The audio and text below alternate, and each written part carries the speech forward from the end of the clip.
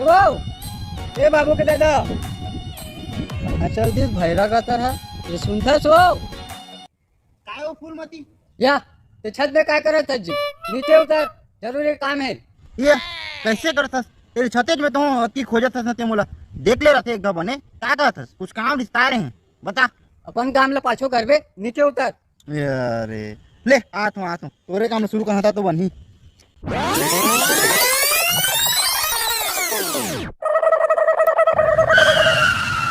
का बोला घाम तापत रहे मोर कुछ काम रिश्ता में गिरे छत ऊपर ना फालतू थोड़ी नहीं गिरे बता का तोरे काम जरूरी है समोरा नहीं होइस बात करत हस त नहीं भड़क ना हो मोर फुलमती का कहत रहे का जरूरी काम तेला बताना मोर फुलमती भाई।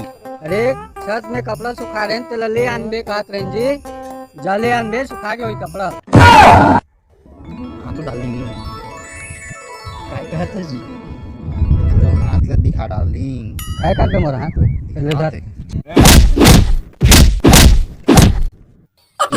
काय सोचत है जा जल्दी लानबे पता ना हाँ हाँ भट्टी भेजते हैं लाए बा जा कपड़ा चला कहते हैं जा सुखा के होई लानबे कपड़ा लान देता तोर कपड़ा लान हाँ कैसे कर लान